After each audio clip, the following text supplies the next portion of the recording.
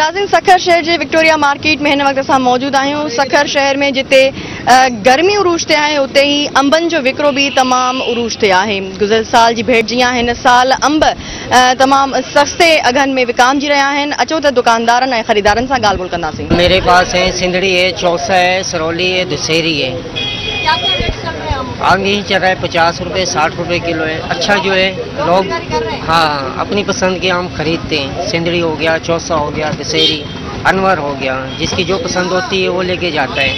आम इतना महंगा नहीं है इस साल सस्ता हो गया है। आजकल गरीब अमीर सब खा रहे हैं खुशी से, कोई इतने महंगा आम नहीं है इस साल।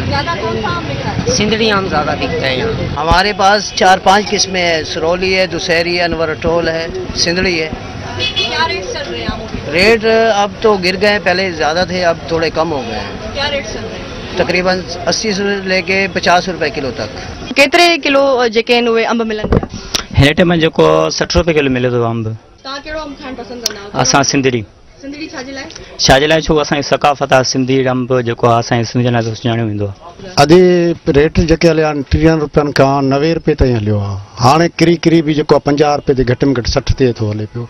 उन खां पोइ असां वटि जेके अंब आहिनि सिंध में हिन महिल शार्ट आहिनि। तूफ़ाननि जे वजह खां 50% तूफ़ाननि ख़तमु करे छॾिया आहिनि ऐं बाक़ी जेके बचिया आहिनि उन्हनि खे सैलाब जे असर में उहो जेको असां वटि अंब जेको ठहणु खपे उहो नथो ठहे हिन वक़्तु।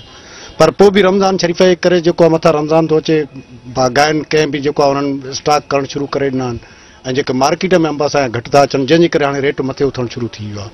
अच्छा, मार्केट में कहिड़ा कहिड़ा अंबनि जा क़िस्म अची रहिया आहिनि? सिंदड़ी आहे, चौरसो आहे, लंगड़ो आहे, फजरी आहे, बेगम पाली आहे ऐं कुझु ज़ातियूं अञा आहिनि। असां वटि हिन वक़्तु 35 ज़ातियूं जेके आहिनि अंबनि जो असांजी जेको आहे सखर डिवीज़न में हलनि थियूं। ऐं तंहिंखां पोइ जेको आहे सिंदड़ीअ जी पंहिंजी ख़ुशबू आहे हिकिड़ी खाइण जी। हर माण्हू जेको आहे जेको बि सिंदड़ी खाईंदो त हुनखे वरी यादि ईंदो त सिंध जो अंब का मेवा त आहे जेको खाइणु खपे। अंबनि जो रेट हींअर तक़रीबन 60-70 रुपया केजी हली रहियो आहे। ऐं मां हींअर पंहिंजे दोस्तनि जे लाइ 2 पेटियूं जेके आहिनि वरितियूं आहिनि, इहे डाइवो ज़रिए पार्सल करे मोकिलींदासीं सूखड़ीअ तौर ते। 2 पेटियूं घणे मिलियूं अथव? 2 पेटियूं तक़रीबन 500 जे लॻे। 500 जी 2 पेटी मिली अथव? हिकु पेटी 500। रेट मजबूरन ॾिसूं था, जेके महांगाई जो दौर आहे त उन हिसाब सां त तक़रीबन सेटिस्फाई थी थो वञे इंसानु। बहरहाल महांगो त आहे। अंब मेवनि जो बादशाह आहे ऐं हिनखे ख़ासि करे असांजी सिंधी सकाफ़त में शाम जे टाइम ते चांवरनि सां बि इस्तेमालु कंदा आहियूं असां जेको आहे। ऐं हूअं बि अक्सर यूज़ थींदो आहे जूस वग़ैरह में बि। अॻियां वरी रमज़ान शरीफ़ आयो आहे, अचण वारो आहे ख़ैर सां, त उन में त अञा अंब जा वधीक मज़ा थी पवंदा। हाँ, अंबनि जो मेवो तमामु बहितरीनु आहे, सुठो आहे। हे मौसम अंब खाइण जी आहे, तमामु बहितर खां बहितर। सिरोली, चौसो, अनवर लटोर, सिंदड़ी। अच्छा, हिन वक़्तु जेके अंबनि जा रेट्स हली रहिया आहिनि, तव्हां उन्हनि मां मुतमइन आहियो? सही आहे, बिल्कुलु सही आहे। बस रेट्स महंगा आहिनि, लेकिन आदमी शौक़ जे अॻो मजबूर आहे, खाइणा बि पवंदा आहिनि। कहिड़ो अंब खाइणु वधीक पसंदि कंदा आहियो? असां ज़्यादातर चौसा और दुसेरी मूंखे पसंदि आहे। चौसा ऐं दुसेरी, इन जी वजह छा आहे?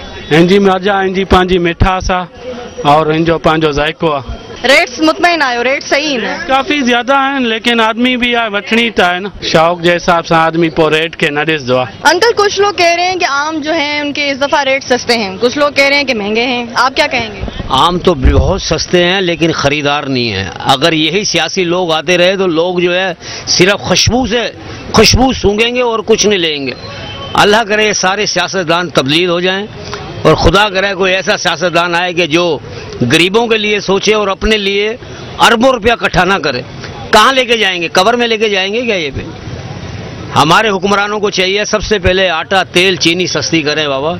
आटे, चीनी, तेल से फारिग होंगे तो लोग फ्रूट की तरफ देखेंगे ना भाई। जब घर में पेड़ खाने के लिए होगा तो आदमी ये सोचेगा। हर आदमी पे गुंजाइश ही नहीं है कि जो फ्रूट खाए भाई। वठना तो आना नंढे ॿारनि जे लाइ वठना पवंदा आहिनि। साल में ॾिसंदा आहिनि, पुछंदा आहिनि बाबा अंब वठी जाए शाम जो। हाणे पाण न खाऊंदा मैं उन्हनि खे खाराईंदा छा कयूं? मिड़े मज़दूरी कंदा जेकी बि हाल हाज़िर। अच्छा, कहिड़ो अंब वधीक खाइणु पसंदि कंदा आहियो? अंब सिंदड़ी। नाज़रीन, मेवनि जे बादशाह अंब जे बारे में रिपोर्ट अवां ॾिठी। कुझु माण्हुनि जो इहो ख़्यालु हो त अंब गुज़िरियल साल जी भेट में हिन साल महांगा आहिनि, जॾहिं त कुझु माण्हुनि जो इहो ख़्यालु हो त गुज़िरियल साल जी भेट में हिन साल अंब सस्ता आहिनि। जॾहिं दुकानदारनि सां ॻाल्हि ॿोल कई त दुकानदारनि जो इहो चवणु हो त अंब हिन साल सस्ता आहिनि, जंहिं करे ख़रीदारी लाइ अची रहिया आहिनि। कैमरामैन सईद भयो सां गॾु नौमिता गुल, KTN न्यूज़, सखर।